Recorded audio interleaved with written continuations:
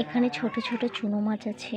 চুনো মাছ দিয়ে বেগুন দিয়ে আজকে শুকনো হবে ডাল দিয়ে খাওয়ার জন্য। তো এখানে 250 গ্রাম মতো চুনো মাছ আছে, যা এই মাছের নাম হচ্ছে মায়া চুনো। আর এখানটায় আমি এই যে ছোট ছোট বেগুন কেটে রেখেছি, এই বেগুনগুলো দিয়ে আজকে শুকনো করব। চলো, এখানে তেল গরম হয়ে গেছে, এবার মাছগুলো ভেজে নেব।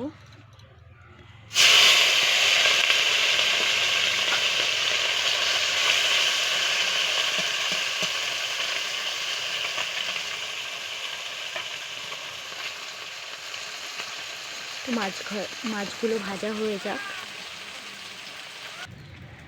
এখানে শুধু কাঁচা লঙ্কা বাটা, আর কোনো কিছু না, এখানে কোনো কিছু আর বাটা যাবে না, শুধু কাঁচা লঙ্কা বাটা। এটা আমি ভালো করে শিলে বেটে নিয়েছি।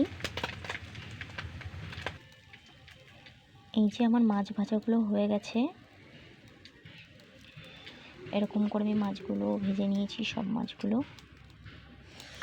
এবার এই কড়াতে আর একটু তেল দেব, দিয়ে 5 ফোড়ন দেব। ফোড়নে এই যে ফোড়ন আমি 5 ফোড়ন দিয়েছি।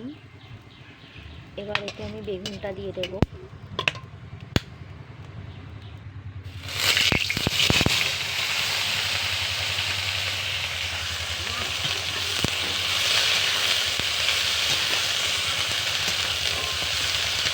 এবার বেগুনটা আমি ভালো করে আগে ভেজে নেব। আর এখানে আমি স্বাদ মতো দেবো লবণ, দেবো হলুদ, আগে হলুদটা দিয়েছি, এখন দেবো লবণ।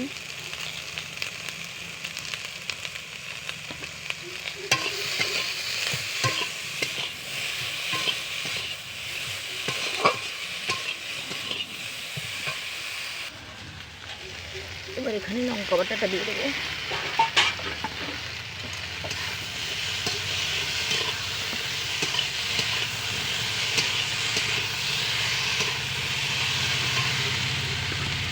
চুনো মাছগুলো সব দিয়ে দেবো।